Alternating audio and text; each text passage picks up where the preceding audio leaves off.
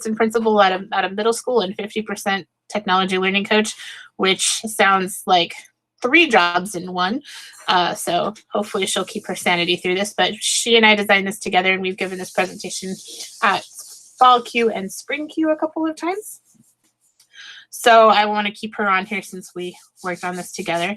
And she actually recertified more recently than I did. So I was bugging her last night to find out if there was any updates to the test, and she said it was still pretty much the same. All right. So the way the session is gonna be designed is I'm gonna start with just information about the test and how it works and what to expect and what to prepare for.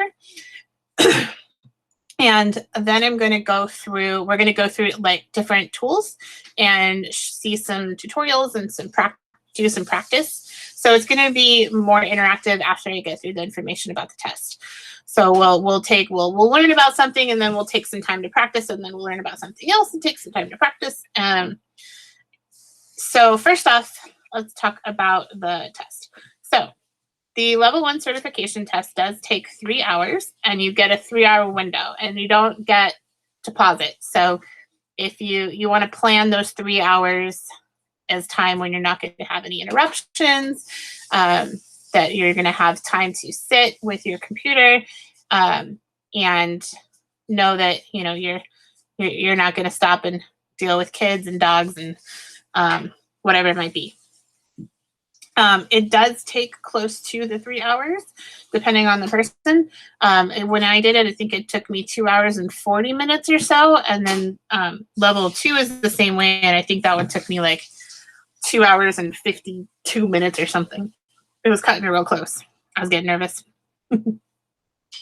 Once you sign up for the test, you will have a 7-day window to take it. It does take about 24 to 48 hours to get your test prepared for you. So you'll want to plan for when you're going to take it. So if you know you're going to have a 3-hour chunk of time on Sunday to take it, you'll probably want to sign up by Friday.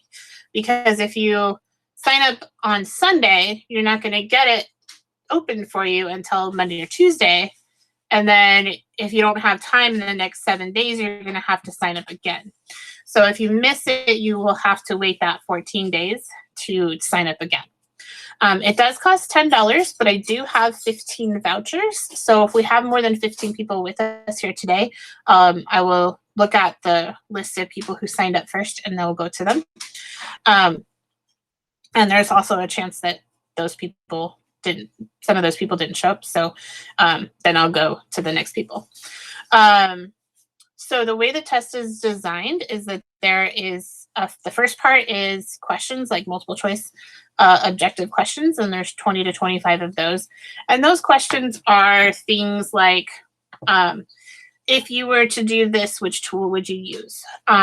There's some digital citizenship questions, and for those you want to think like Google. So there might be an answer that you think is more accurate for your own personal opinion or values, but you want to think like Google because Google is the one who wrote the test, right? But for the most part, Google's pretty well aligned to what the rest of us believe for digital citizenship. And there's things like, how would you go about doing this? And it's just multiple choice. Once you get through that, you're going to get to the 11 practical scenarios. And for these scenarios, they're like segmented. So you'll have something to do, some situation or scenario, and then within that you'll have built-in things to do.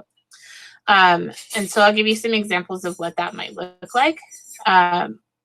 Briefly, I'll give you one just to give you an idea, and then as we go through practice, I'll tell you some more. So, for example, you might have somebody sent you an email asking for a document to be shared and your comments on it or your feedback. And so you may need to find the email, respond to the email, open a document, make a comment on the document, tag a person in the document, and then attach that document to an email and then send it to 3 people on your contact list. So those are the skills built into a situation that could really happen. And the way it's designed, you actually have like a kind of a ghost account, where there's a false email set up for you, a false Google Drive set up for you, and all these kind of like all the tools there with files and emails and addresses already in there for you. And then you just go through the steps and do the things. One thing to know about the test is if you don't pass it the first time, you have to wait 14 days. And that time progresses each time if you don't pass it. So if you don't pass it the second time, I think it's like a month or 60 days or something, and then it progresses from there. And I think their reasoning for that is because they want you to go study and practice. It does require a webcam. So you have to have the webcam turned on at all times. And this is their way of making sure that you're not cheating or having somebody else do the work for you. So you're just kind of like there, and they will randomly snap pictures of you. And as long as they see that you are there and you're not somebody else, then there's no problems. But you do have to keep it on at all times. It does require that you use Chrome. You can't use other internet browsers because the tools are built into Chrome. And the certification is valid for 3 years. I do have some links on this slide. So links to training, a skills checklist that was written by a non-Google person, but a person who, like, not somebody who works for Google, but this link is the Google training itself. All right, I just did a lot of talking. I want to see if there's any questions about the test part itself before we continue. And we're a pretty small group, so if you want to unmute your mic and say your question out loud, that's fine too.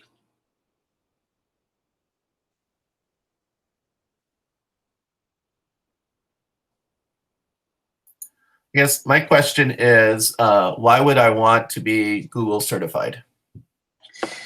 Okay, thanks, Steve. And that looks like the same kind of question that Megan has. And so the answer is pretty much bragging rights, and to show that you can do it, that you are versed in Google tools for education. It doesn't give you any like pay raise or anything like that, but it does surely. Give me one sec.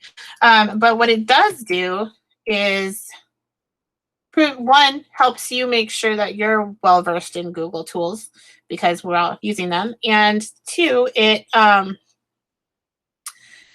looks good on resumes. So if you're thinking about applying for a job or hopefully you're not leaving us, right? But it looks good on resumes. There are some districts that require it, and I know that I think at least CSUMB was requiring new teachers to get their credentials had to be at least level 1 certified. So, and you get a cool badge. Well, my slides moved. You get a cool badge to put on your email for each test that you take. Is there any other questions? Yeah, so I use a laptop. I don't have a Chromebook. I'm going to have to get a Chromebook to take this test? No, you can take it on your laptop as long as your laptop has the Chrome browser in it, and you have a webcam. Gotcha. Yeah, so as long as you have a webcam and Chrome, you're good to go. Thank you. And an internet connection for 3 hours straight. Any other questions?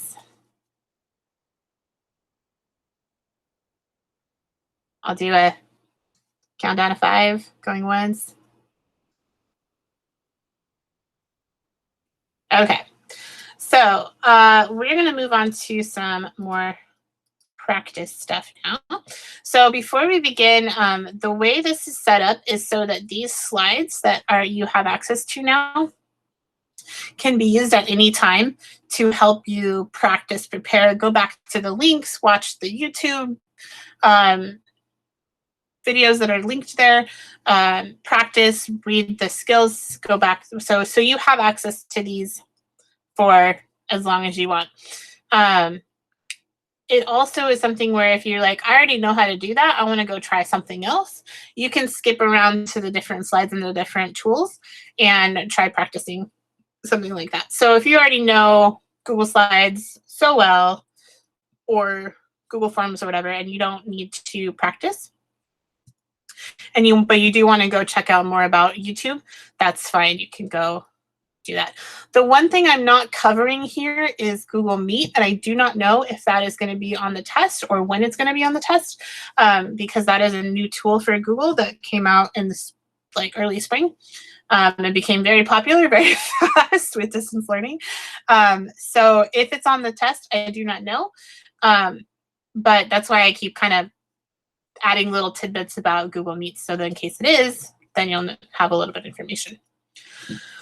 Hopefully we're all getting very well versed in running a Google Meet now. Okay. So this has a link to it, and hopefully it works. Whoa, sorry, my mouse is very touchy and it goes a little bit nuts when okay, we're gonna use the keyboard. So where it says Google Slides or this little thought bubble, there is a link to a slide deck that has a slide for everybody to edit, and you should have editing. Well, you will have editing rights. And I am going to change the tab that I'm sharing. So hopefully now you see what's your story on the top of your screen, correct? Yes, true. I wanted to print out the slides, and but I wanted to change the background from black because it uses so much ink. But it said that I had viewing access only. Yeah. So if that's something you want to do, you can make a copy, and then change the background for yourself. But all the text and everything is white, so just keep that in mind. Oh, gotcha. Okay, so make they a were not change. designed to be printed. Got it. But so if everybody can click on what's your story, and again, you can find the link on the top of the Google Slides. This is, let me get out of present mode here. Ooh.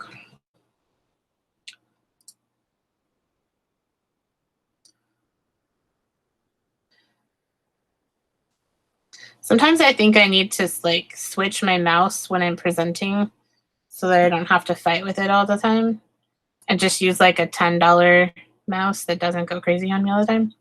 Okay, on slide 5, on the top of slide 5, where it says Google Slides, you can click that and it'll open to this other slide deck that you have editing rights on. So this is a chance for us to kind of find out who we are and get some practice on Google Slides as well.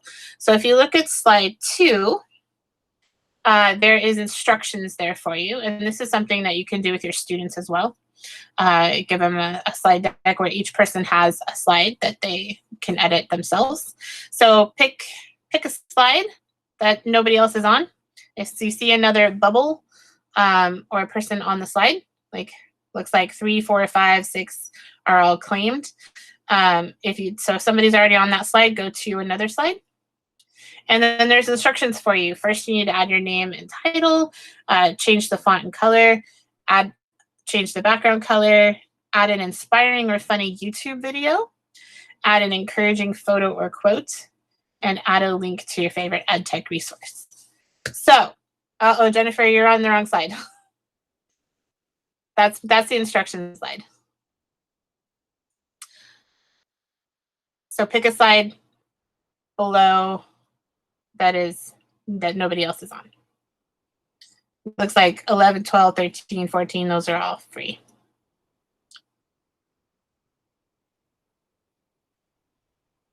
So you might be like, you want me to do what with who and how do I add a video and what link, and oh my gosh, what are you asking me to do here? Good news is I'm going to do it with you.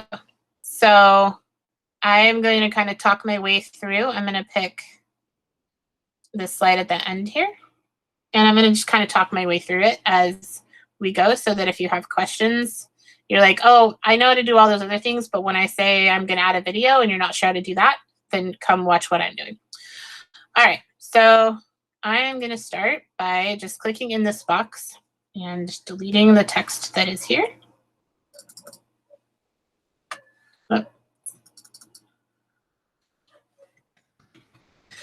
And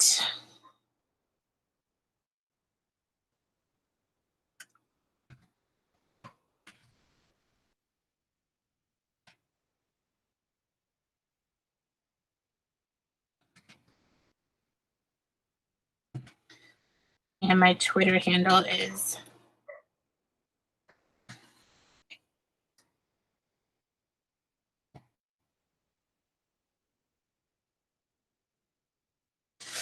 okay.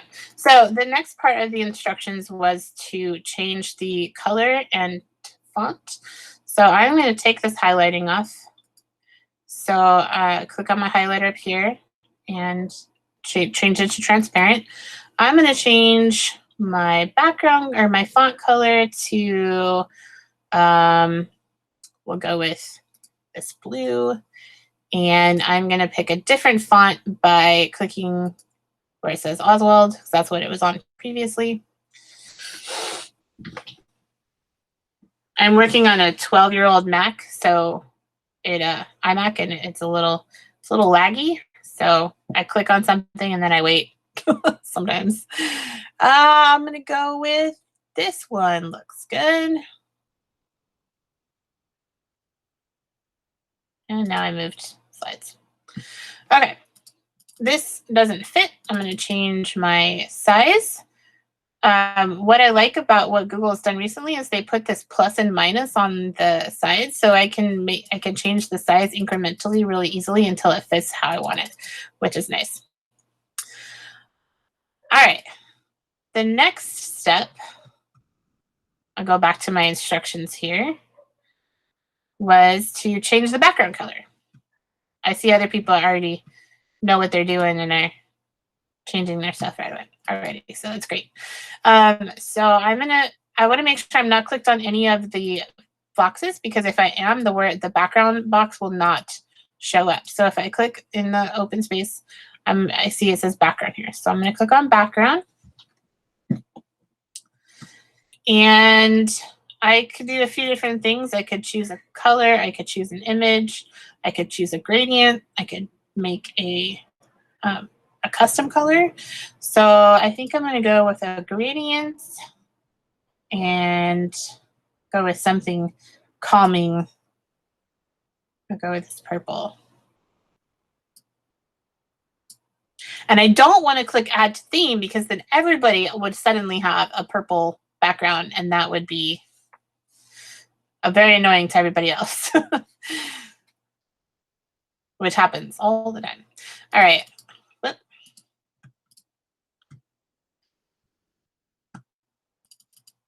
I'm going to change my color so, because it doesn't go well here with the purple background now.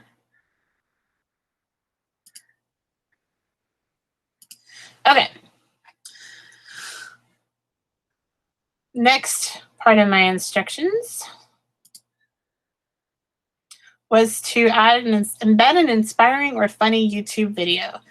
So if you've never embedded a video in Google Sheets, it will probably change your life, because there's lots of things that are videos that you can embed, including timers, which are really useful when you're planning your lessons and you want students to have a specific number of minutes. So to embed a video, these steps are insert, video.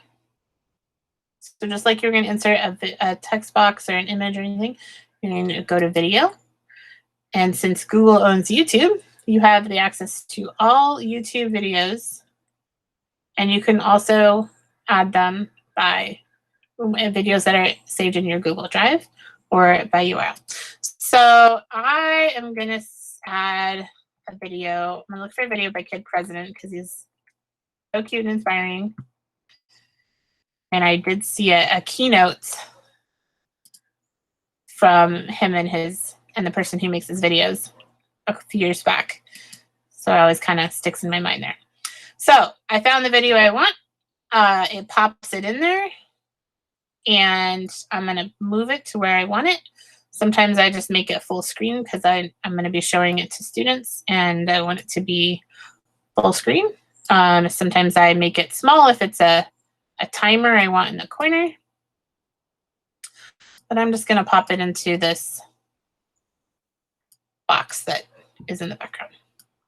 Jen, I don't know if it's my computer or not, but your screen looks really blurry. Like I can only see blurry. So I don't know if that's just my screen or my view. It might be a right, Jen. Also, we couldn't see what you were clicking to actually do that video thing. Really? So when I click insert, you don't see my mouse? Oh, because it's blurry. Interesting. Let me try. I'm not sure why. A beige brown image, nothing. That's interesting. Let me stop presenting and try presenting my whole desktop. Give me a second to turn off notifications because they're so they're not popping up here.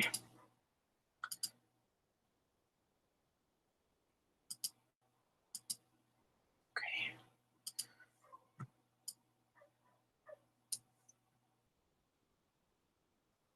Yeah, I'm glad that you guys said something. I didn't realize it was doing that.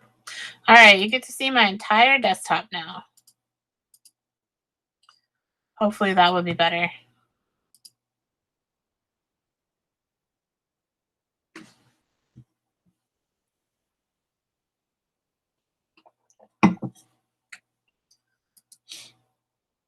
Any better?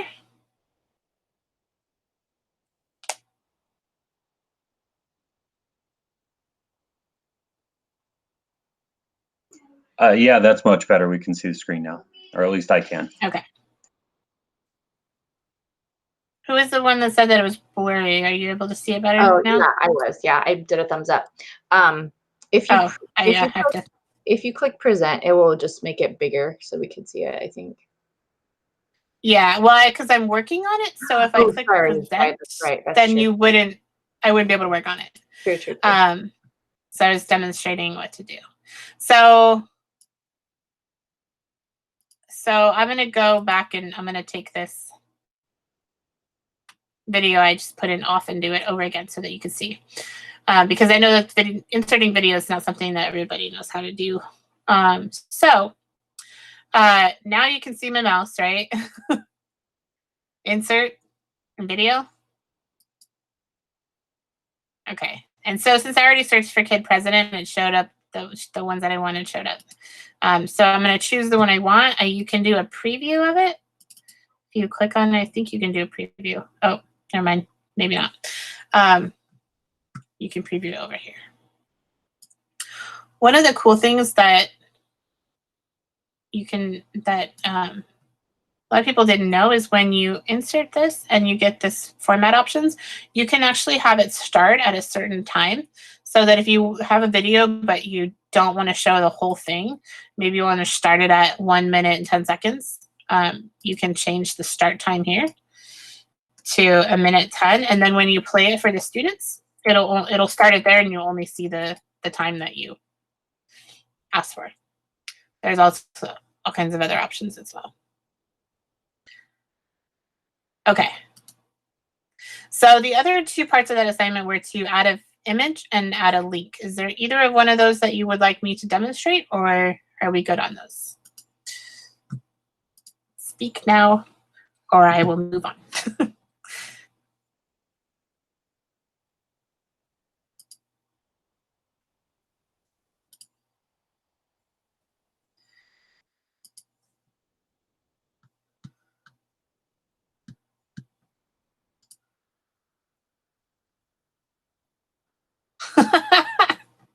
That's hilarious. I'm gonna go back and see who else is in the room with us.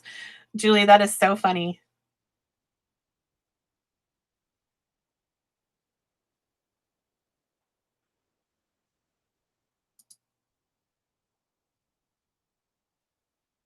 I love that picture of jellyfish. That's so pretty.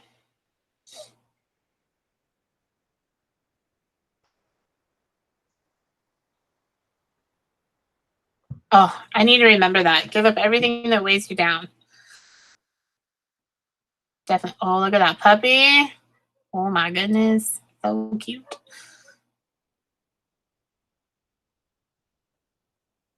Okay, Rosanna, I know who to hit up when I need a fancy dinner now. Jen.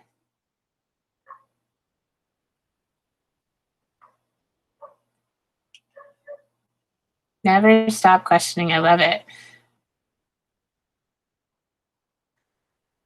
So give me a chance to see who all is in here. I think I skipped one.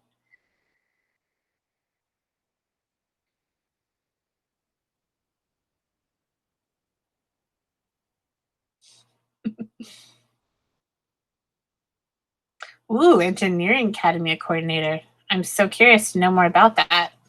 We'll have to chat later. All right. Well, it's somebody. So see what happened here? All of these are blue.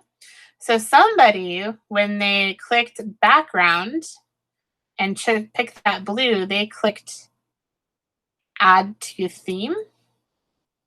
And then everybody's became blue. So just be careful of that. And if you know that that was you, you can click Control Z or undo to go back and fix it so that everybody's is in blue.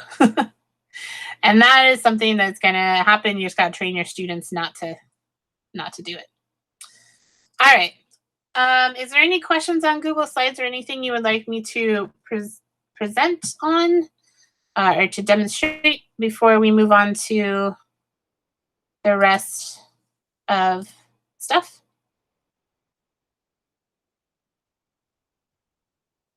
I'll do the window closing.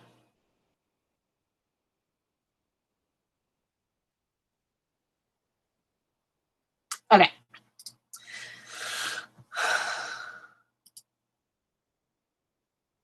It looks like Marissa had a question about how you insert the bubbles into your presentation. Oh, like the thought bubbles? Uh-huh. Okay, sure, I can show you that. Like,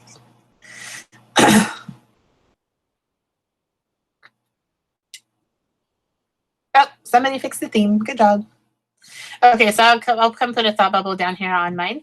And so that's actually just in shapes right here. So you can get to it from insert, but I always just go to this little circle and square. And that's going to be a call out. And so you have all these call out shapes that you can add. So a thought bubble would be like this. And so you just get it to the size you want. And then if you want to change the direction that the bubble is coming from, like I want it to come from Kid President here, I drag this little yellow diamond shape around to get it to where I want it. And then this is also a text box, so you can type in there, which that's like what my brain is thinking all the time. It's just bleh. So that works. You can change the fill. You can make it transparent or change the color. You can change the border, make the border thicker, and do all the other modifications that you would do for any other shape or text box. I use shapes a lot for arrows and all these different crazy shapes.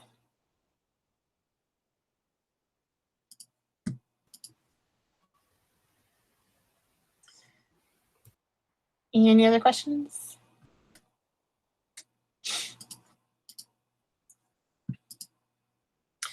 How to insert a link, sure. So this is the same for all Google tools, is to insert a link, it looks the same. Let me get past my spinning beach ball of death here. There we go. So I'm gonna delete my thought bubble here. If I have, let's say I want to link Monterey BQ's website.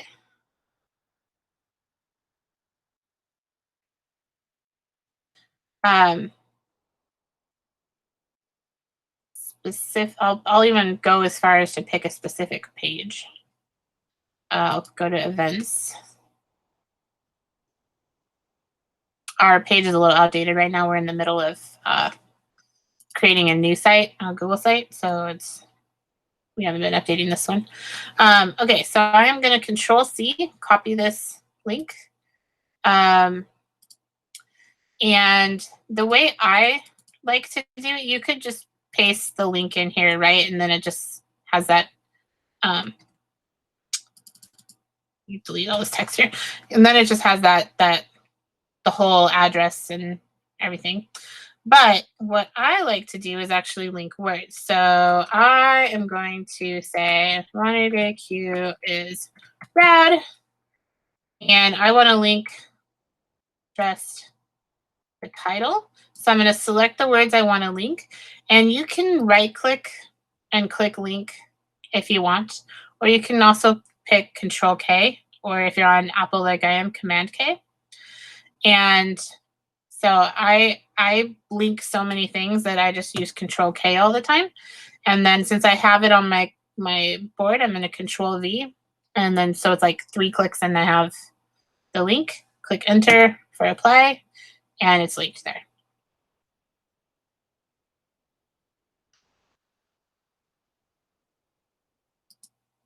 And then the kids can click on it and get to them.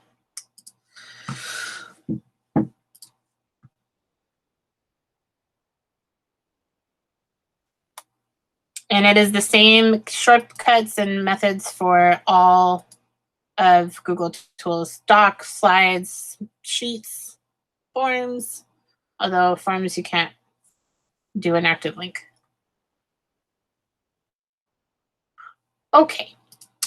I'm going to move on to the next. If you have more questions, we can come back to them because I want to hit some of these other tools. So YouTube is one that comes up on the test almost guaranteed, but it's not one that everybody uses. So there's a couple of things I want to touch on this that I have heard come up with a lot of people's tests and did come up with my test. It was making a YouTube playlist. So I have on here some instructions on making a playlist step by step, and there's also a YouTube video on this link to create a playlist. Keeping in mind there may have been changes since those were made. And then there's also instructions on how to share a playlist because that's something that I had to do. So I'm going to go to my YouTube. Did you guys know that with your Google account, you have a YouTube account and you also have a YouTube channel, and you can add videos and playlists and everything to your own YouTube channel that already exists for you. You need to see some insight into what I've been looking at lately. Okay, so I am going to come here to, let's see, I'm going to do this, click on this focus music here because I want to make a playlist of music that, that's annoying. I want to make, mute this so I can get past the ad. I want to make a playlist of music that can be in the background while people are working or whatever. And I'm going to start with this one. So underneath the video, there is these little signs right here. So I can give it a thumbs up or thumbs down. I can share it. And then this little plus next to some pancakes. That's what we call the 3 lines stacked on each other as pancakes. That is to add to a playlist. So I have playlists that I've already made, but I'm going to create a new playlist. And I'm going to say music to study by. And I can make this private, public, or unlisted. if it's unlisted, then and I want to share it with my students, but I don't want everybody to be able to see it. As long as I give them the link, everybody can view it. If it's private, it's something that only I can see if I'm logged into my account. So I'm just going to make this unlisted because I don't know what's going to be on it, and I don't want people to have to try to figure it out. So now I have that playlist, and I can go and I can add more. I can add some Tibetan healing music to it just by clicking on that plus sign and checking music to study by. And then it's there. So now to get to my playlist, come over here to my YouTube pancakes. And I come to, I can see my playlist right here. So if I can see all the playlists that I've made, music to study by, and I should have those 2 videos in my playlist. If I want to share this playlist with a colleague who is also needing some calming music to listen to, I can click this little share icon, and I can copy the link. I can add it to any of my social media things. I don't even use Tumblr or Reddit. I don't even know what that is. That's not even English. But obviously I pick the one that I want, and I could most likely I just copy it and then email it to whoever needed it.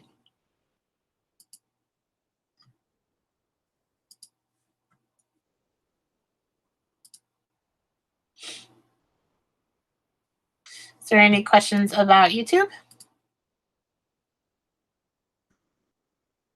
So with distance learning, YouTube's going to be one of those really important tools that as you start to get more into finding videos, making videos, screencasting, whatever it is, you can make those YouTube, you can put those into YouTube and store them there instead of having to store them in your drive and worry about who they're shared with and everything. And then if you have, if you have units or whatever, you can make a playlist for your unit. Like if you're doing a unit on Civil War, you can have a Civil War playlist, and then the kids can all have access to that and go back and find whatever they need for that unit. Yes, make sure you approve videos and you are sending it to students by putting in putting in the slides. So thank you for saying that, Ms. Parker. If the student is sent a video that is not approved for salinasuhsd.org, they will not be able to play it. That's awkward. I hate ads. Okay, moving on. So right here, see how it says video not approved for salinasuhsd.org, and then over here there's a button that says approve. That will allow students to be able to see the video on their own devices. You as teachers have the ability to click that approve button. Students do not have that ability. So if they get the video that's not approved, they won't be able to see it. Thank you for saying that.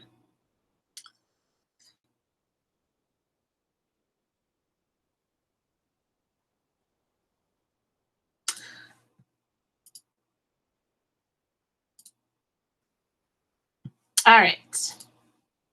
So with the next tools, I want to give you guys some time to kind of scan through what I have here for you. With I have Gmail, Calendar, Google Sites, which I think Google Sites they barely touched on, if they even did. Using Google Drive, creating folders, using Google Tasks, Google Docs. What else do I have? I have Google Sheets, Google Forms, Google Classroom. So I'm going to give you guys a few minutes to look through the slides and see like what of those things would you most like demonstration on, or would you rather have like 10 minutes of me not talking at you so you kind of play around with things and see what you want to look at first. And just go ahead and write in the chat what you prefer.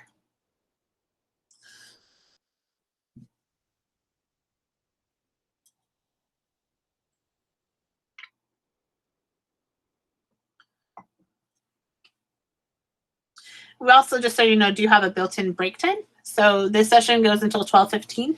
So at 10 o'clock, or I'm sorry, 10 o'clock to 12:15. So at 11, we will take a 15-minute break.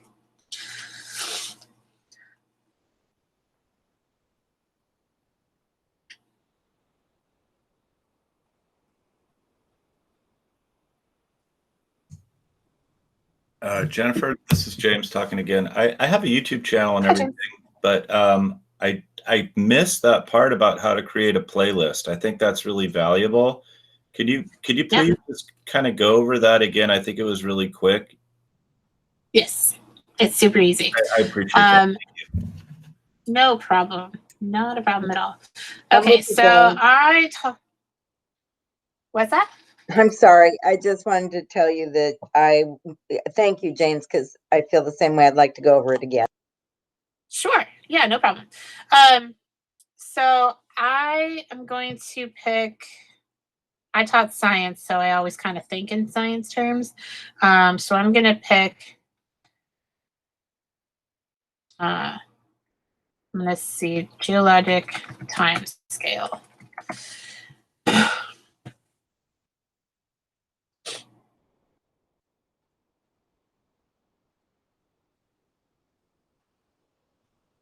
Okay, so in a perfect world, I would watch all of these videos before I add them to a playlist and send the playlist to students. However, we're not going to watch a bunch of videos about the geologic timescale because that's not what we're doing. Here we go with more ads. Okay. So let's assume that I've already watched this. It's from PBIS, so it's probably pretty good. Down underneath the video, you have all of these icons. The one that is for adding to a playlist is the one that looks like a plus sign next to the pancakes, the 3 lines. You'll notice that there's other options next. Whenever you see the 3 dots, that means that there's some options for you there. So I'm going to click on the plus sign for the list, which is playlist. And I already have some playlists made, but I'm going to create a new playlist for geologic timescale. I'm going to title it. And then I want to choose my privacy level. So if I want it public, anybody can find that playlist, which is fine as long as you know what you're putting out there. If you want to make a playlist for all other teachers to use on the geologic timescale and want to make it public, that's totally fine, as long as you make sure that it's all appropriate. If you want it just to be accessible to your students and you want to send them the link to that playlist, that's good too. Just remember private, that you won't be able to share it with anybody.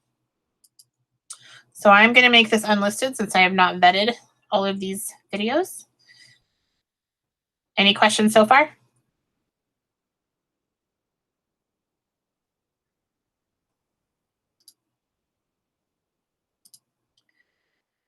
Okay. And then click create. And now that playlist is created for me. So if I want to see the playlist, I come up here to my pancakes at the top left corner. And I can see my new playlist here, geologic timescale. But I want to add some more videos to that playlist. So I'm going to go through the same process that I did before. I'm going to find a video. Here's a TED Talk, always good. Get past the ads. As Ms. Parker said, I want to make sure I approve the video so that students are able to see it. I'm going to go to that same little icon with the plus sign, and I'm going to add it, pick a one I want to add it to, and that's all I have to do. So once you check it, it puts it on there. There's nothing to click on to save it or anything. It's just there. And then I just close it, and that's on my playlist. So once again, to see my playlist, I come up here to the top left corner, click geologic timescale, and I have my playlist here.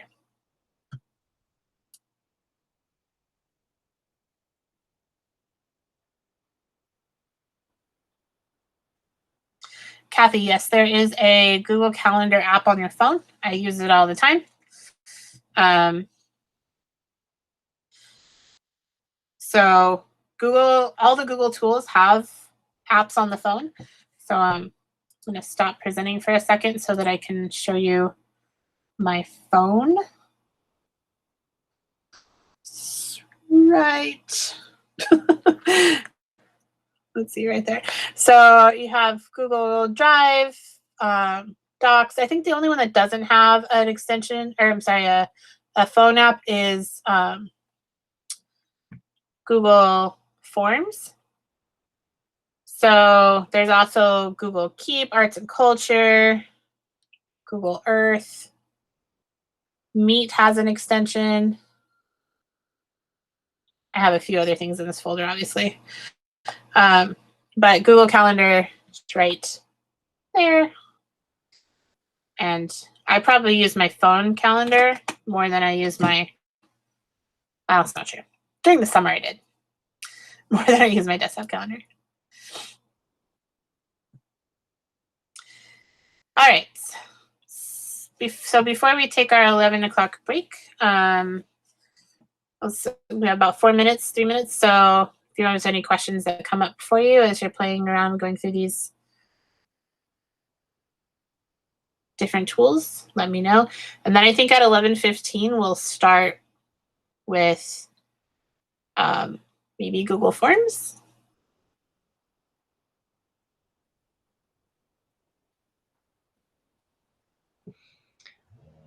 I have started but haven't like really had the time or whatever to do the Google site. So I know you said that wasn't probably going to be a part of the level 1 certification task, but if there is time, even if I'm the only one, it's okay. But that's probably the one thing that I haven't really delved into too much to create. So yeah, and that's totally fine. Google Sites, I think it was, if it was on there, it was very, very basic stuff. And I kind of looked it up as I was doing it. The other thing I didn't mention about the test, a tip for doing it is if you can have 2 devices, that is even better.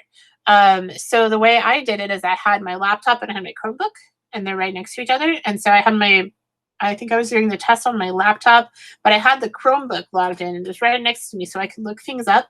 And they don't have any problem with that because that's part of the learning, right? So if you don't know something, you look it up real quick, as long as you don't have to look up everything. So you'll run out of time if you do that. So yeah, like if you can have 2 devices open, it's going to be much more successful than if you don't. But of course, not everybody has 2 devices, so that's understandable.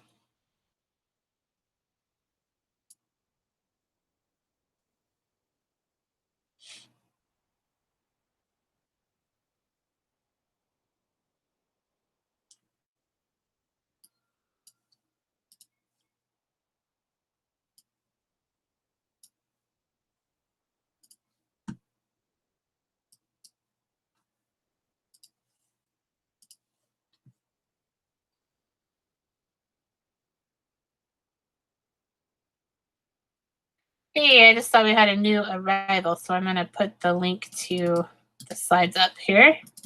Hi, Jeannie.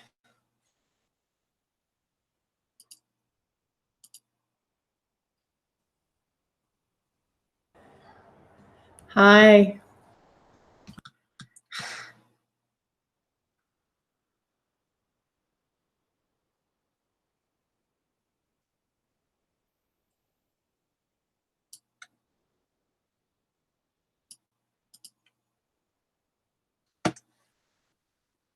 Okay, well, you came just in time for our break.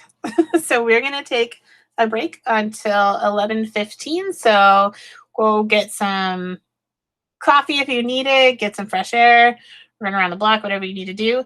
And we will be back here at 11:15.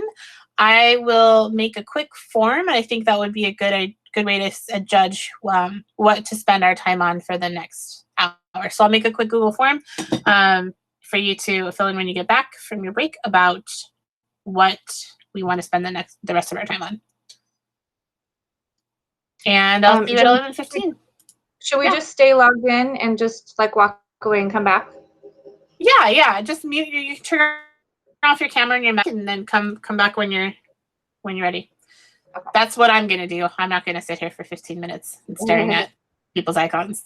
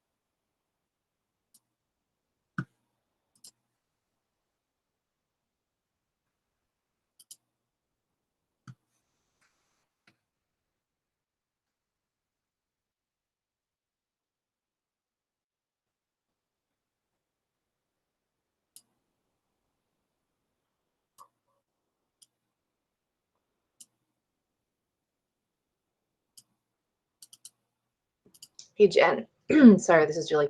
I don't know if you I don't know if you want to keep on recording through the break, but I just noticed the record button was on still. Yeah, we're gonna record all of it just so that we can always trim it later. Okay. I don't want to forget to restart. Thank you though. Got it. Yeah, sure.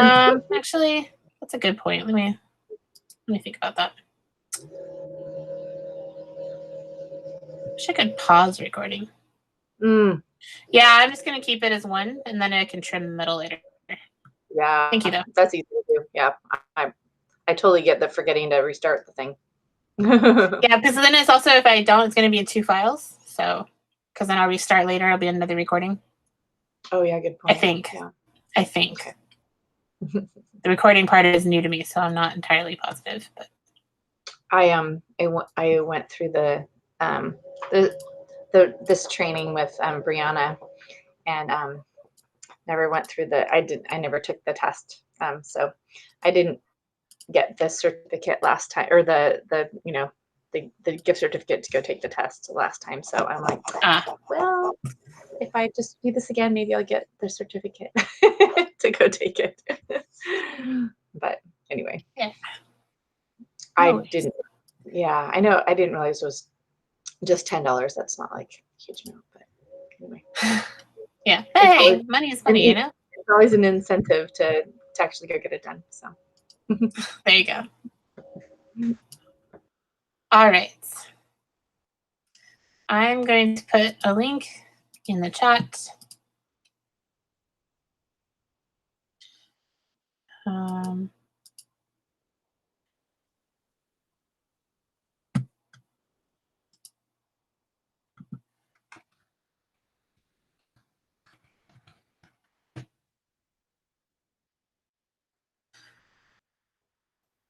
Then I am going to run away for a minute.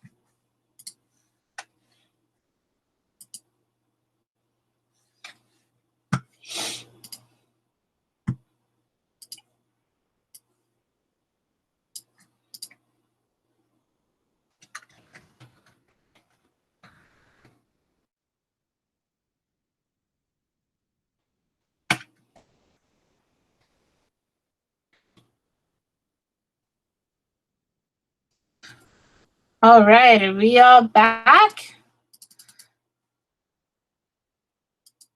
I know as teachers, we're not used to having 15-minute breaks in the middle of things. I'm here. We're back. Welcome back, everyone. All right, so if you saw, I put a link in the chat. I'm going to go ahead and start sharing my screen again.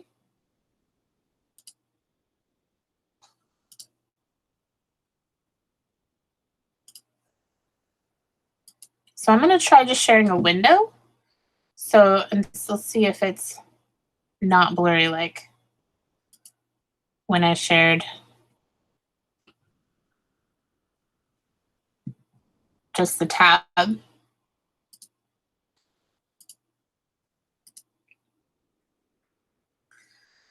All right, are you guys able to see my Google Slides? Yes. And Yes. you're not seeing the Google Meet covering it, right? I see slides. Cool.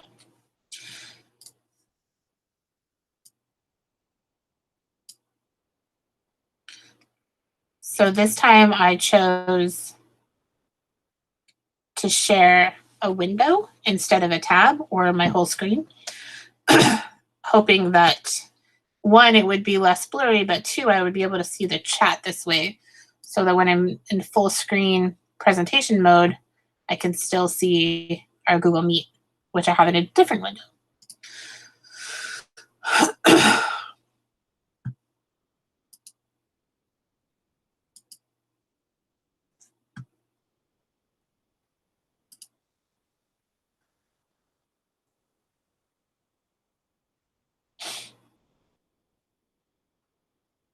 All right, so I'm going to give people a couple minutes to fill out that survey so I have a better idea of what kind of things you would like to spend the rest of our time together on.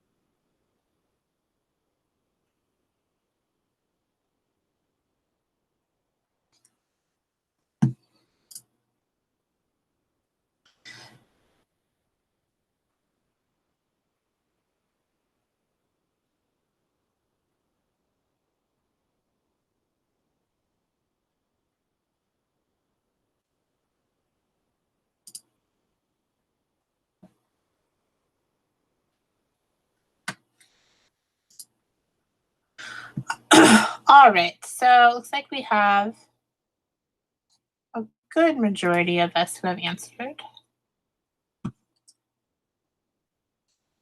And I see the number one thing right now, looking at my responses on Google Forms. So if Google Forms is new to you, this is the very simple form I made at the beginning of the break. And if I click over to responses, I can see, because I have the email addresses collected, I can see who answered. And I can see which one of these choices was the most selected, the second most selected, and so on. And some responses to what other people would like to see. All right, we had a couple more come in, and we still have tasks being the number one thing we want to see. So let's start there. This is a great way for a quick check for understanding or a quick formative assessment too in the middle of your classes. They are going to be 75-minute blocks or 90-minute blocks, whatever they are. 75 minutes? So you're going to want a stretch break in the middle of there. So you could always have this be a quick coming back activity where they just have like one question, and that can help formulate what you're going to do for the second half of your time together with them online. Okay, so to get to Google Tasks, I usually get to it through my email, but I'm curious to see if it's on the waffle here. You guys familiar with the waffle? These little 9 dots, they call it a waffle. So you have a waffle and then you have pancakes, but they don't have any name for the 3 dots that I know of. So it's like the waffle, then there's the pancakes, which are the 3 lines stacked on top of each other, and then there's the 3 dots. So maybe they'll come up with a clever name for them. Okay, I don't see tasks in the waffle, which is fine. So I'm going to go to my mail, and hopefully I don't have anything super private in here. I shouldn't.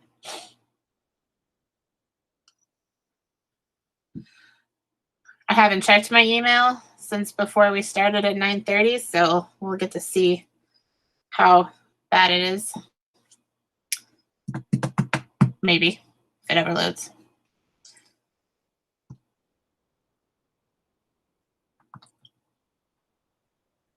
Oh boy. Try that again.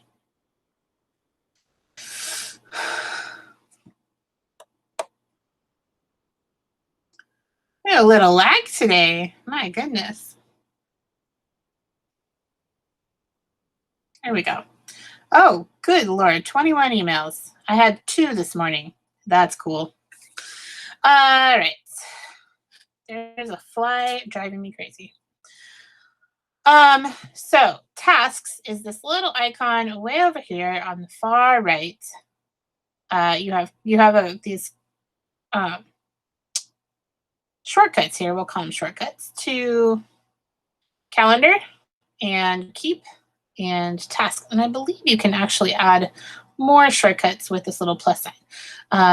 If you don't have a task shortcut, you can get to it by adding it from this little plus sign. So, but I believe everybody should have it because those are district added. I'm going to see what else you can add while we're there because I'm curious.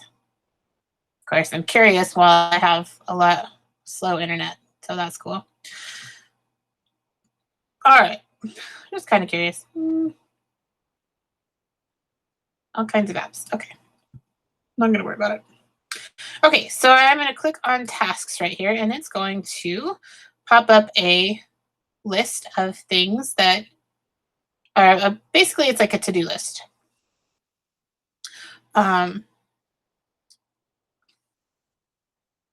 So I haven't used this in a while, but I had something on here.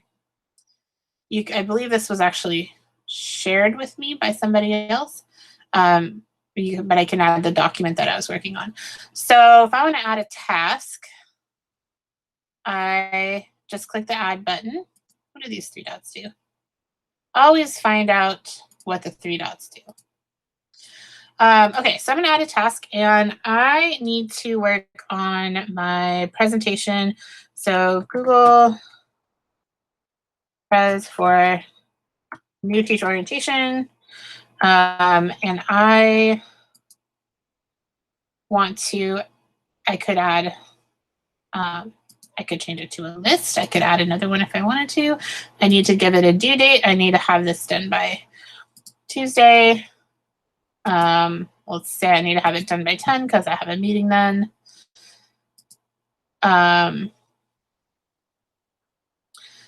Subtasks. I could add maybe like if there's steps that I need to do for that.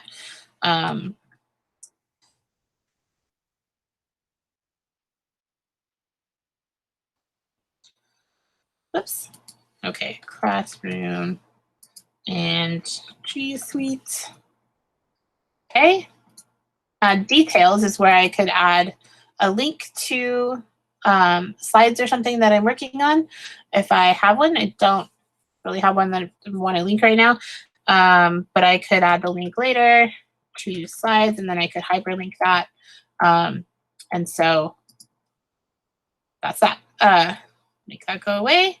And I believe all I have to do is click back, and that is on there. So I have a task with 3 little things I need to do. What you will notice is that when you start using this, when you check that you've completed it, it goes away. It crosses it out, and then it goes away. So I am kind of a traditionalist when it comes to this, to-do lists. I like to write things down in my little book, and then I like to cross them out, because there's nothing better in the world than crossing out a to-do list and seeing those crossed out things and knowing that you completed it. But because this may show up on the test, it's important to know that it's there.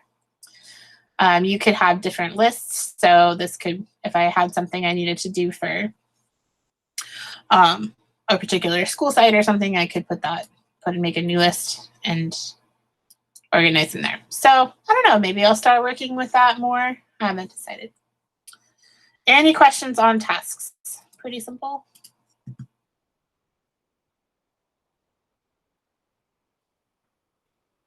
Stoplight? What's a stoplight? And eggs. I'm so confused as to what's happening right now.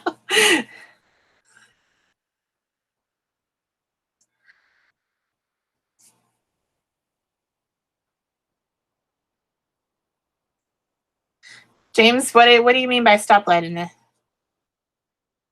in the chat? Oh, the 3 dots. Got it. Traffic signal. Okay. Well, eggs. What are those little, like, Swedish pancake things that are like balls or Swiss? Starts with like a shrill sound. Snowman. Except sometimes they're on their side. So then is it a melted snowman?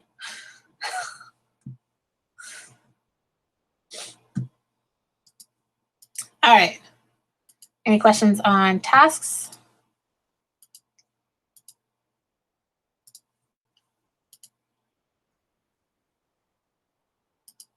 Okay, so we have a 4-way tie for the second place. We have forms, sheets, classroom, and sites. So I guess I'll start with forms because it's the most simple. So for those of you that selected forms, is there a particular thing that you would like to see about Google Forms? Or if there is, put it in the chat. Otherwise, I'll just kind of go through the basics.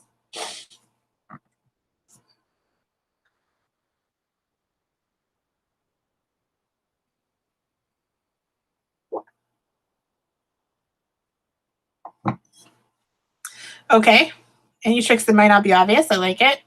The hidden things within Google that make it magical. Which create pie charts and which create line graphs. Okay, so James, there is not a clear-cut answer for that. There, whatever algorithm that Google decides based on the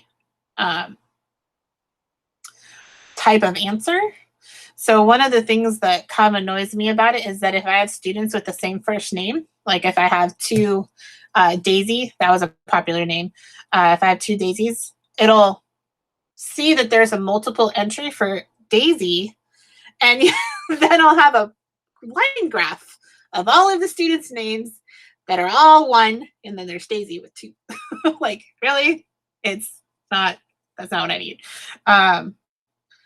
So, and then sometimes it would be a pie chart when I was looking for a line graph. And so really it's just about what Google's algorithms decide.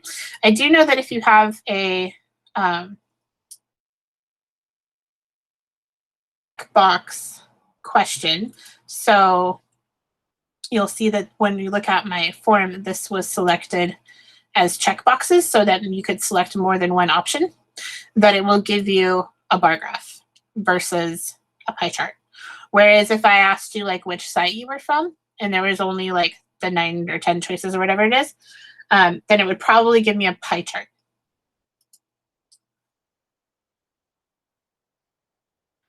But sometimes it gives me something I don't want, and I'm like, and there's no way to like change it, which is annoying. Okay, multiple choice has something to do with it. Usually multiple choice will come as either a pie chart or a bar graph, but sometimes it's either or. I don't know, and I don't know why. Go ahead, Julie. Jen, could I ask a quick question? James asked about creating pie charts and line graphs. James, do you mean like creating based on your students' answers, creating pie charts and things like that, like on a survey? I'm guessing based on what that he's talking about, like which answer types create a pie chart or which types create a bar graph or a line graph. Is that what you mean, James? Exactly. In the results, I during the fourth quarter last year, I was doing a lot of charts, and I kept getting a lot of mixed reviews, mixed answers, and I wanted to share those with the students. And it's a lot easier just to copy out a pie chart rather than the graphs are really hard to read, especially if you have like an open-ended answer sometimes comes out in a weird line graph with all one version of their answers kind of above it. Yeah. You know. James, I had the same question at the end of last semester. I had the students do like a self assessment and mark different things, and I actually was able to get from one of our site coaches an add-on that I used, and I don't know, is it okay if I share my screen to show you what it looks like to see? Yeah. Here, let me start presenting real quick. Okay. After my spinning beach ball of death goes away. Anyway. Okay.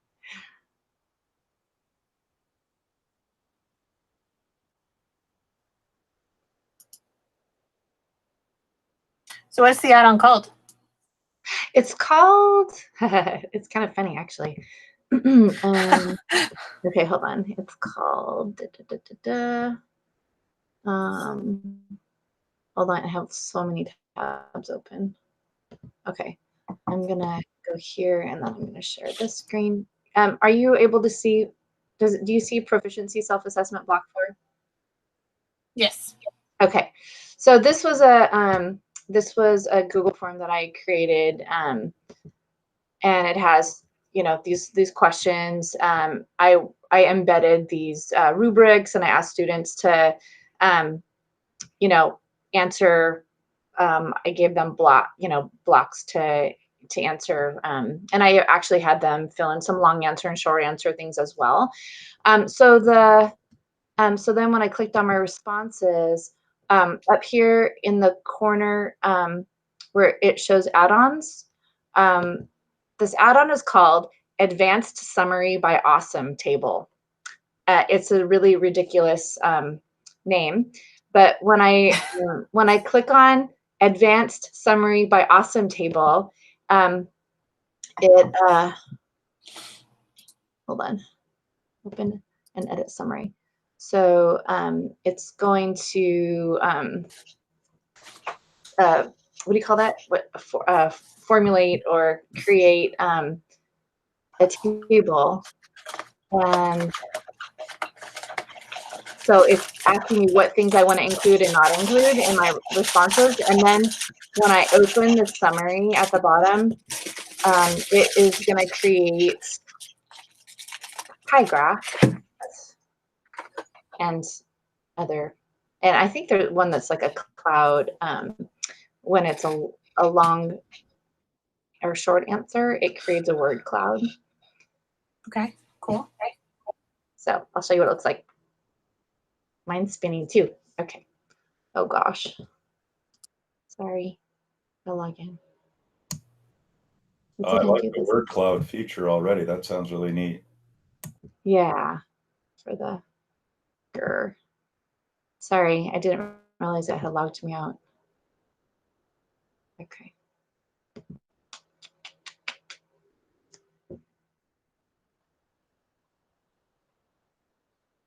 Sorry, hold on.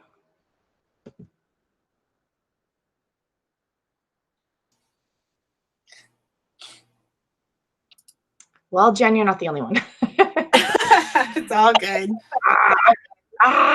Okay. allow. Okay.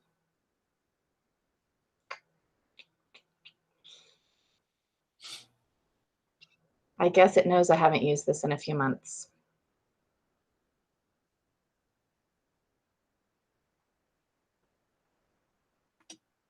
I'm gonna reload it.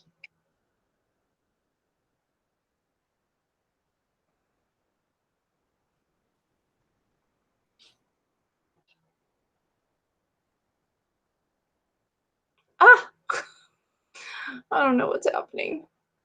Okay, let me try it again now that I'm so open summary. Let's see if it does it again. Yeah, sometimes add-ons are great, and sometimes you're like, okay, this is weird. Email address not found. That's really weird. Okay. You want to go troubleshoot that, and if you can get it figured out.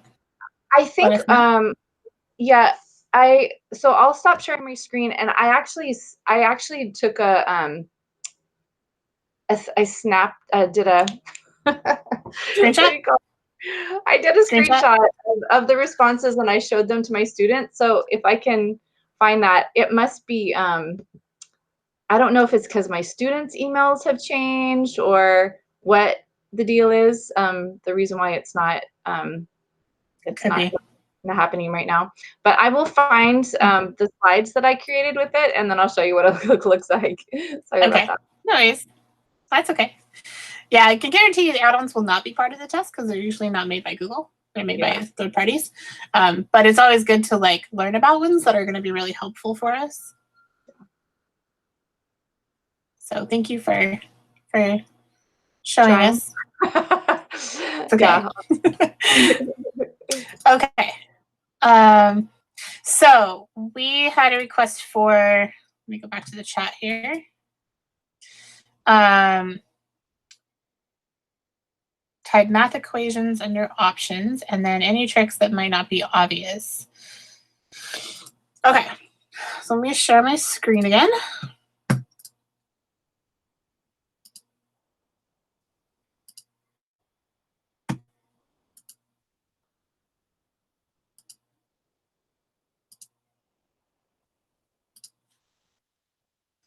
All right, we are back to Google Forms, right? Everybody can see the forms? The form? Yes? Okay. Hopefully silence means that we're all golden. Okay, so a couple of things that I'm sure some of you have used and some of you might be new to it. One of my favorite things is making this a quiz. So if I click the settings cog, the one that looks like a gear, the settings button, I can choose lots of different options here. You want to make sure when you send stuff to students that it's only that it's restricted to users within our district. Sometimes I have changed this so that it always gives a response receipts if I want students to remember their answers. Like if they wrote a reflection and I want them to be able to go back and like review the reflection that they wrote or whatever it was, that they have that in their email, because it will send the person an email saying this is what you entered. Really important, if you want them to only have one response, make sure they don't take the quiz again multiple times, if you don't want them to edit afterwards or see other people's responses. Presentation, one thing that is maybe not as obvious is the confirmation message. Excuse me, confirmation message. This is where after they click submit, there's a little message that says, right now it says your response has been recorded, but you can change this. So you could say, thank you for attending today, or whatever it is. You can edit and you can save that, and then when they click submit, they'll see whatever message was there. And that's where if you want to guide them to like a website after they're done with the quiz or something, you can add the link in there. And I said, now that you've completed this, go to this website and read XYZ or whatever. So, but my favorite thing is make this a quiz. So this is where I can give point values to students for their questions.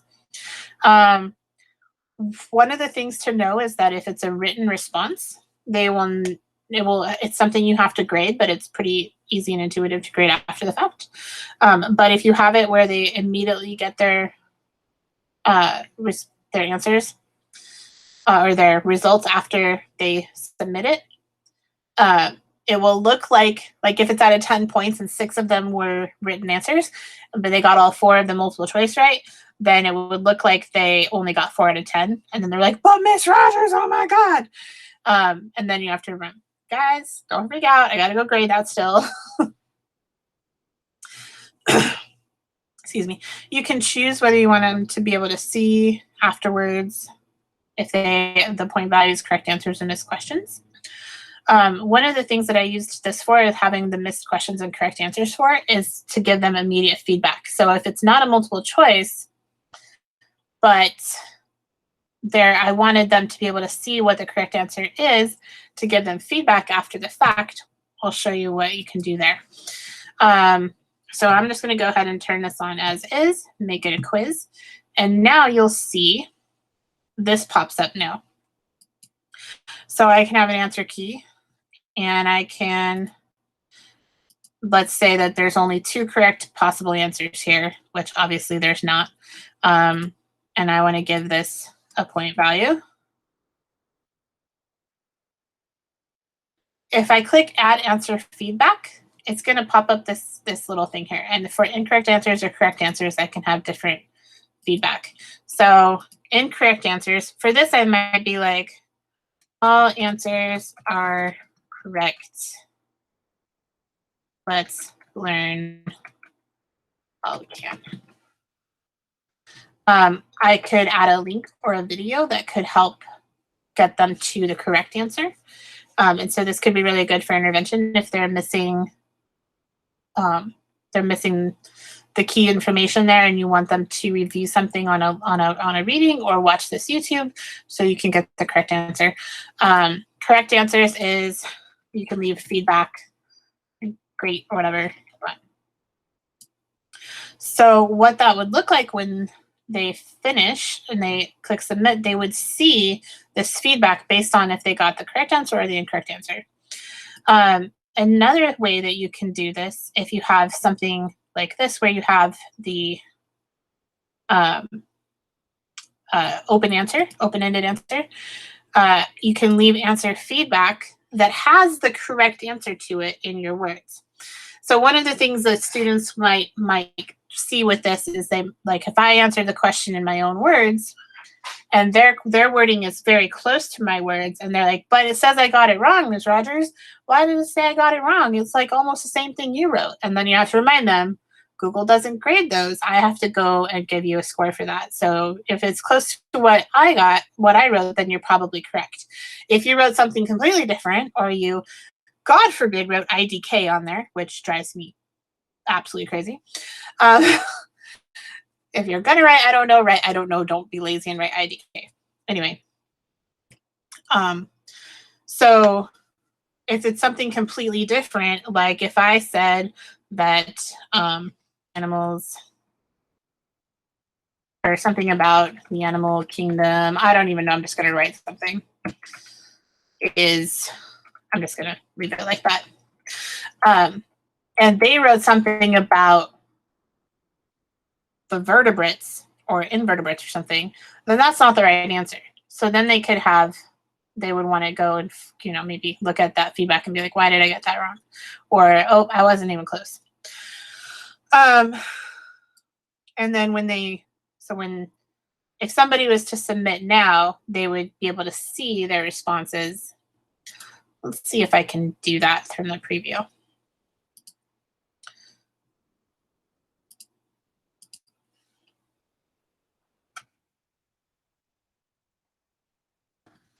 Okay. So obviously that's not the right answer, right? So then I can click view score. And I'm going to see immediate feedback on what I did. So I see that I didn't get this right. But my teacher said, oh, that's okay. Everything's correct here. I'm good. And then this one, it doesn't give me a score, but it says, but I can see what the correct answer is. So a little bit of hidden Google magic.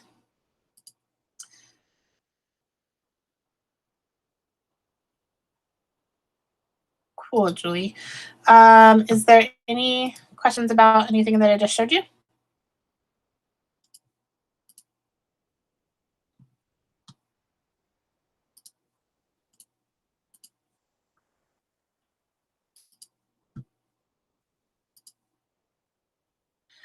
Another thing that I like to do is to add a picture to the top of mine that has something to do with what we're doing. But Google is very specific on their banner sizes. So if a picture does not meet the banner size, then it won't work. So I actually went and made, see if I can find this. So I've actually gone and like made headers that matched. This is from before. Come on. Every time I click on it, and then it takes forever to get it. So the size of this image matches the exact specifications for a Google Form header and also a Google Classroom header and all of that. And what I did is I made this on Google Slides, and I formatted the page to the same specifications as the Google banners, and then I can add that and it will fit. And so it's kind of like a way of personalizing instead of using the generic ones if you want to. And if anybody wants those, I can the page specifications are already set. I can just share that file with you. Just let me know and I'll share it with you and you can make a copy. Okay. Questions so far?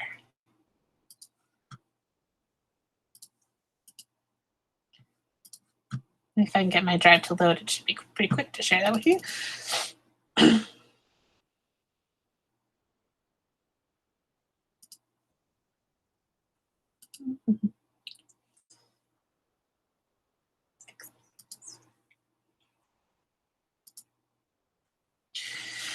Okay. In fact, I will just go ahead and share that with you in the chat since people are asking for it once I can get to it. So I just have this document, the slides, I call it form headings. I know that it is specified to fit when I need it to fit. So you can see how the slide size is this long skinny thing. That's because in the page settings, the page is built to fit the banners.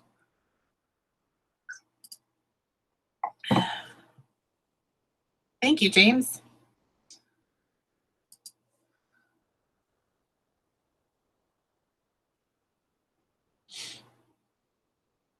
So I'm just going to share this with you as is, but I'm going to show you a trick while I do this because I want you guys to make a copy instead of having you make, I'm going to force you to make a copy. This is a little trick to learn. Waiting.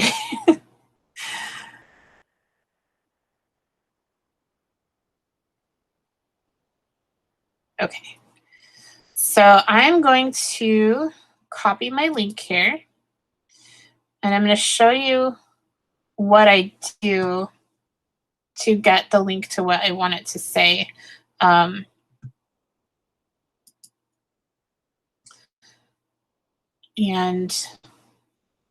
since I'm only sharing this window, I'm just going to type it into a doc real quick or something. Let's see.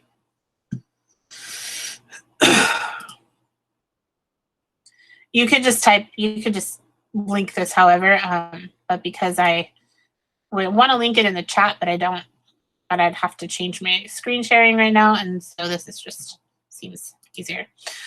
So when you have the URL that you want to share, trying to paste it in here, just taking its time. Okay, so in the code for the URL, you see the word edit right here, okay? If I take that word and everything behind it, and I delete that, and I write in the word copy,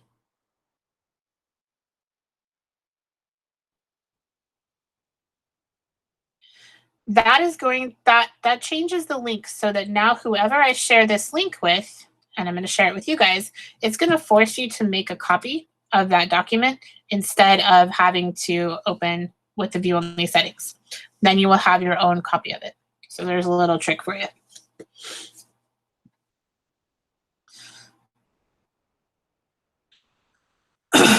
So sometimes it'll say edit, sometimes it'll say sharing, depending on how you're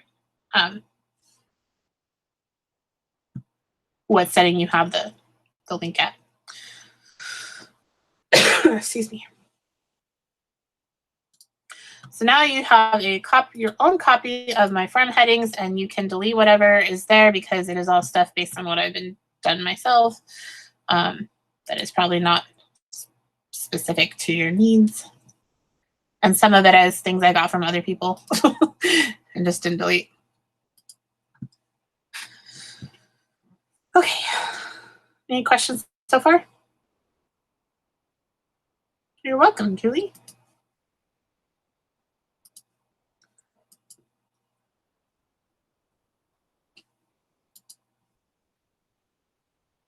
Oh, the step I didn't tell you is that when you find the form or you get the form heading you want, let's say it's oh, this was for a silly thing I did in class I wanted them to name our class Pixie. But anyway, so if this is the picture you want, what you're going to do is make sure you're selected the one you want, and you're going to go File, and then Download as a JPEG. And that will save it to an image file. And then that image file can be added to your Google Forms or your Google Classroom or your Google Sites or whatever else.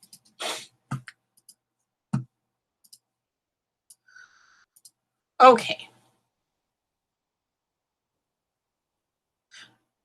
Oh, now you can see that since I have made this a quiz, the summary looks different, and you can see the amount of points.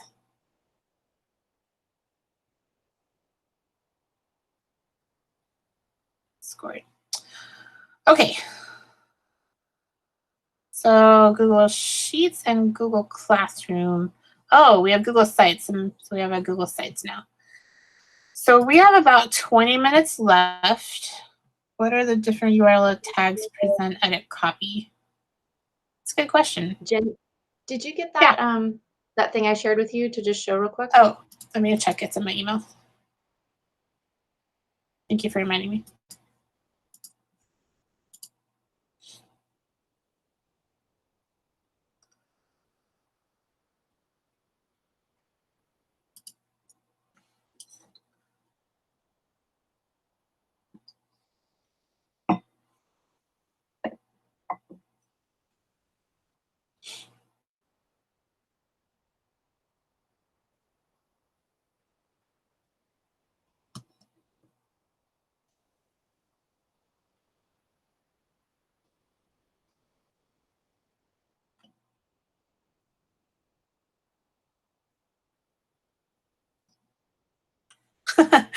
Maybe, if it decides to load.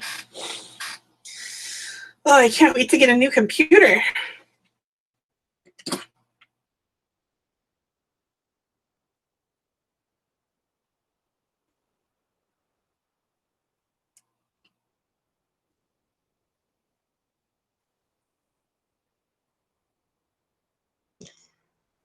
There we go. All right, do you want to explain what you have here? Okay, sure. So I had the students based on that rubric that I had showed you, click where they felt they were on the proficiency continuum, and then it took that information and created pie graphs with that. And then I had a short answer and a long answer for that, or I had them do keywords for one of them to answer a question, and then it created word clouds with that. So the proficiency part was, where are you right now? And then the next one was, where do you want to be by the end of the year? So yeah, that's just that was just an example. I was looking on this awesome table thing, and it looks like there are way more applications. You can do different kinds of graphs. You can embed it in other types of things into your websites. And I don't know, it seems like there's a lot more to it. But Anthony Zaleski was the one that shared this with me when I wanted to create something visual for my students. And so I think I've just scratched the surface, but it was pretty cool. And they really liked working with that visual when they were kind of creating a class poster where they, as a class, where, you know, I said, where do you see some trends? Where do you think most of the class is right now and where they want to be? And so they were able to collaborate together to create a class poster that was where they want to be, their class goals by the end of the year. So yeah, they really liked working with it. So anyway, sorry, it's not a Google thing, Nice. but it's a really cool thing to add on. No, that's to cool. the forms. I always like learning about new things, and so I'm sure everybody else would be interested to see it too. Thank you. I like that word cloud. That's cool. Yeah. Okay.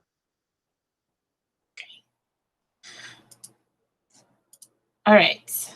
Also, Google search option is good for finding random pictures. If you type in the topic, yes. Yes, good. Okay. What? Okay. So we have about 22 minutes left together. We are scheduled to end at 12:15. So I'll take the next about 15 minutes to kind of show a few quick things on Google Sites. I'm pretty much just going to be scratching the surface. But Google Sites is pretty simple once you get in there and you get started looking at it. So I do have, and again, you have these slides to go back to and click on all the instructions and tutorials and everything that are built in there. I want to get to, I think Google Sites is,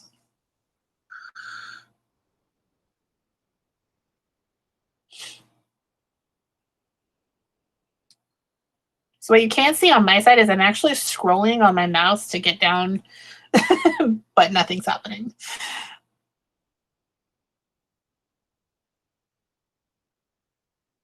Fortunately, I should be getting a district computer to use at home eventually. Okay, slide 12, I think, has some Google Sites information. So keeping in mind that this tutorial was made probably a couple years ago, but still Google Sites is pretty simple. All right, so when you are in your Drive, when you have your new thing, right? So you know, let me just go to the folder I've been working in here, so when I create new files, they're not all over the place. If I don't keep my files organized, they would be everywhere and I'd never find anything.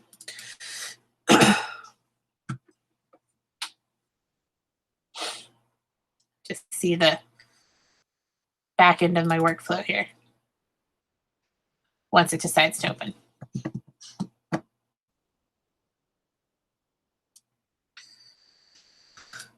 Okay, so when you click new, or you right click on the empty space and you click more, this is where you're going to find Google Sites. So to create a Google site, and you have full access to Google Sites, you can create as many or as few as you'd like.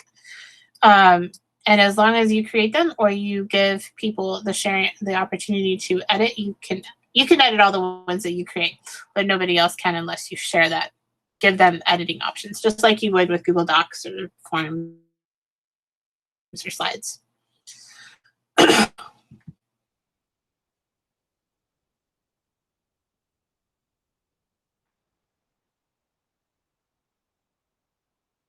Who would give me a nudge at about 12:08 so I don't lose track of time, just so that we have time to wrap it up, do the evals and everything. And get you your vouchers. All right, so when you have a new site, it looks like this. So I'm gonna give it just the file a name just like I would for anything. This right here where it says demo site, this is not gonna show up when you actually have when you actually see the site. This is just the file name.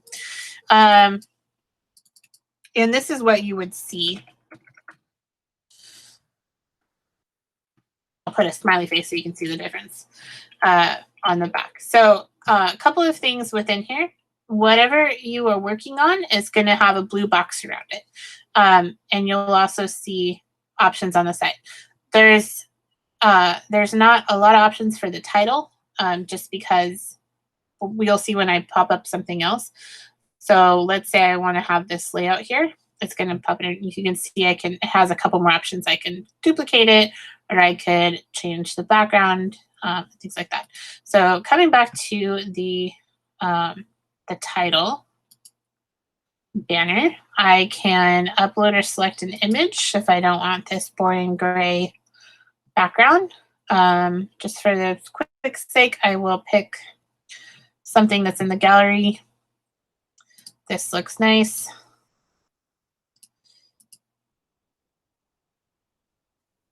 And it will change it.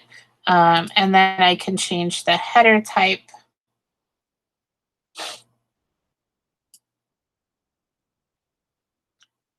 to different sizes, or I could have it go the whole page, or just the title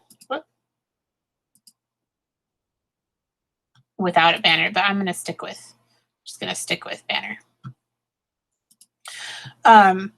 If you want to get fancy, you can come over here on your control panel and click themes, and you can change the way it looks as far as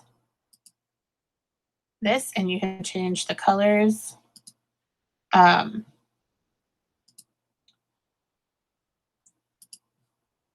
So I'll stick with diplomat, and we'll go with, give it some color. We'll make this light. Okay. So if I want to preview what I've done so far, up here at the top, you have your undo and your redo, right? You have this one that looks like a little laptop and a phone. If you click preview, it's going to show you what it looks like as a published site. So maybe this does stay there. I thought that didn't stay there. And then to get away from that, you can also see what it looks like on a phone, vertically and horizontally. So if somebody was accessing this mobily on a tablet or on a computer,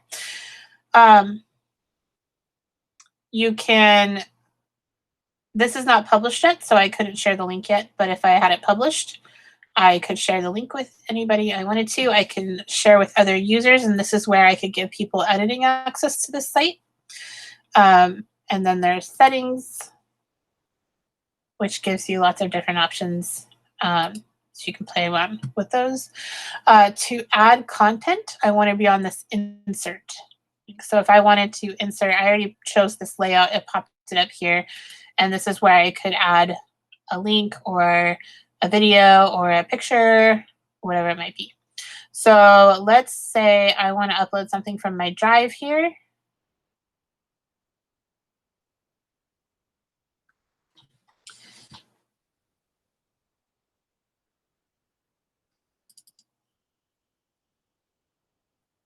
It's the other thing this crazy mouse does. If I touch it just right, it does like a super zoom.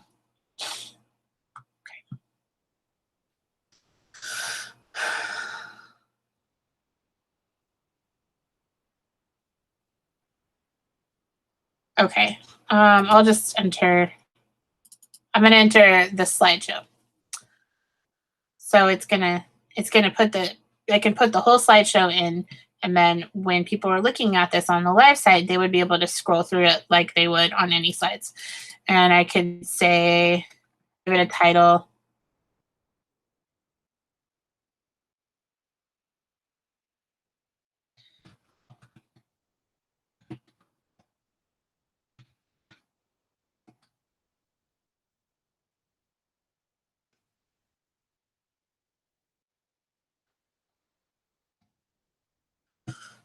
And I could click next.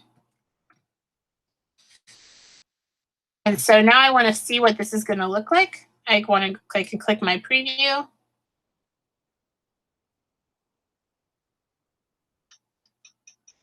And this is what it's going to look like for anybody who visits the site. You can see how I could click through the slides. Go there. So click out of the preview. So I'm happy with this now. I'm going to publish it.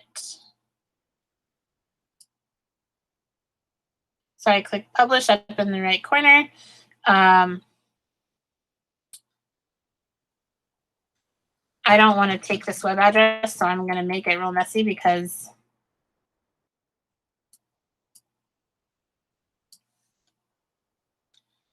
I don't want to save it. Okay, so if I click publish now,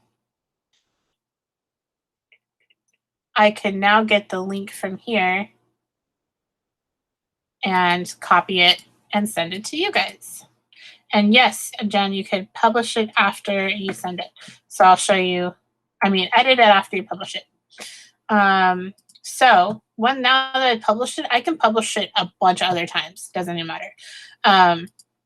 So I'm going to close this Google Drive window. I'm going to show you what it looks like to add more pages. And then I will show you what it looks like when you publish the second time. So now on the control panel, I'm going to click on pages. I can see that I have a home page. And then down here at the bottom, I have a plus sign. Plus sign is going to allow me to add a new page or a new link. So I'm going to call this page A. If you click on advanced, you could choose a custom path, but I've never done that. It's not really necessary. So done, and then it's going to form a new page. So you'll see up here at the top of the home page, you can see page A. You can title it whatever you want, change the image, etc., etc. 3 dots pop up here. What do those 3 dots mean? It means there's something there for you to look at. So this is where you could add sub pages. So if I had would be a menu and a drop down. If I have sub pages, like under page A, I want to have page 1, 2, 3, and 4. Those would be those sub pages, and so on. And so if I publish this again, it's going to look different than the first time I published it because it's going to show me a side-by-side comparison. Right about now, and I see that we are at 12:08, but I want to show you this real quick before I send you off. So this page is not published, but I could see that the draft looks like this. I'm okay with that, so I click publish. And now when you click on that link I sent you, it would have page A up there as well. And again, if I want to add more content, I would come here to insert, and I can add all kinds of things. Okay, that was your quick and dirty Google Sites. Pretty intuitive once you get started. I think the biggest blocker is people don't always realize that it's just like creating another document, but it's a website. So you just go new, more, and Google Sites. Yes, okay, cool. So now that we are at that, it is now time to begin to wrap it up. So I'm going to come back here to my slides and give you the link for the eval. And also, hopefully this link is right. Double check. Okay. Yes. So for the eval, you can go ahead and take care of that. The other thing I'm going to do is I am going to make a list, a copy of all the people that are here. And everybody that is here will get a voucher because I have 15 vouchers and 14 people. So good job. You guys made it all the way through the presentation, so you get the vouchers.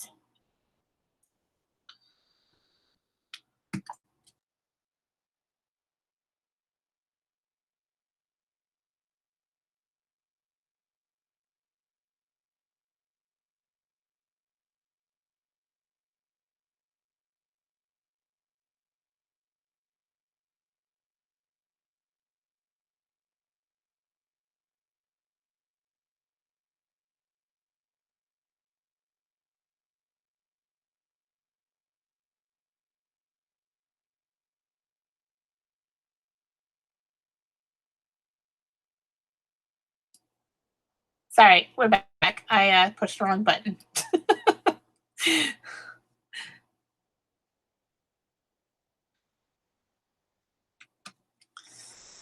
So on a Mac, Command-Shift-4 will allow you to take a screenshot. Command-Shift-W, which is very close to it, will close the window that you're in. Whoops.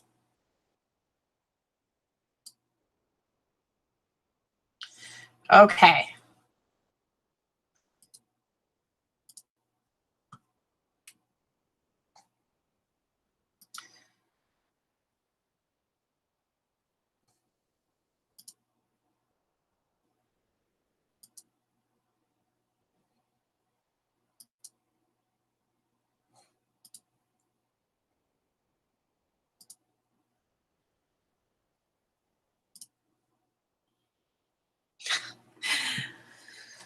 So as soon as you are done with the eval, you are done, but I will be here for a couple more minutes if you want to ask questions. You're always welcome to email me or send me a Hangout message or anything to ask me questions after the fact as well. And then once I have the voucher codes from our IT department, I will email those to you directly. So I'm here if you have any questions. Thank you guys so much. I hope that you got a chance to practice and feel a little bit more ready to take on a 3-hour test. You got this. So is there a part 2 to this? Because I signed up for another. Yeah. Is there? Another what? I signed up for another class. So are you doing the same thing? There is if you go to the Sched, which I can pull up, there's let me just pull it up here. So there's the schedule. So there's afternoon sessions as well. But we are at a lunch break right now. So I think it's TPrep 2020. Sched.com.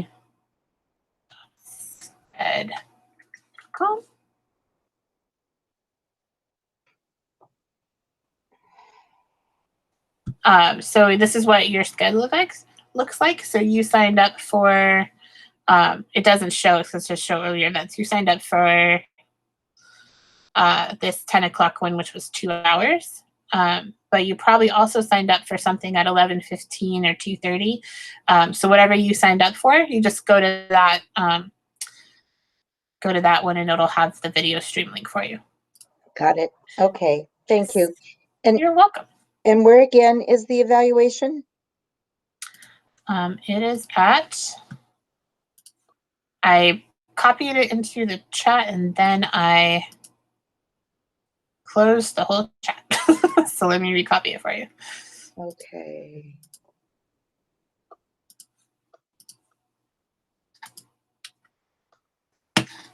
Okay, I got it. Thank you. Rosanna, how do you say your name? Sorry.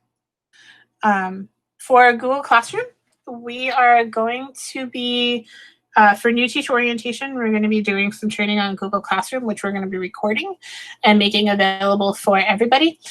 We are also going to be doing the site edtechs will be doing Google training with your sites, as well as Brianna and I doing Google site trainings as well. For Google Classroom, so at some point in the week before August 10th. And then I also have tons and tons of resources. So if you just want to shoot me an email, like, hey, I want to learn more about Google Classroom, I can send you some resources. And then, whenever we have those trainings, you're welcome to hop on. Thank you so much. I will. Of course. Question about SCED, since these are all video streams, can we still attend workshops when they're full? Yes. Because the advertising got so out of control. We've been told that basically everybody who comes gets paid, even if you were not on the original list. We only got that okay this morning because we've been bugging them, so worked out.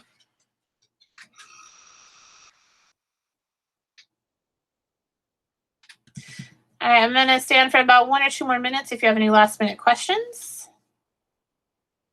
Otherwise, it is lunchtime. Go get some lunch, take a walk, get some sunshine if you have sunshine, and then be ready for your 1:15 sessions.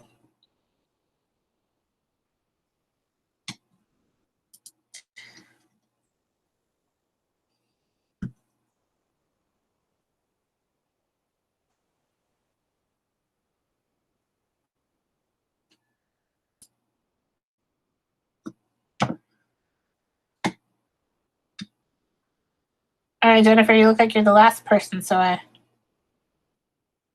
think I'm gonna, unless you have any last ones, I think I'm gonna go.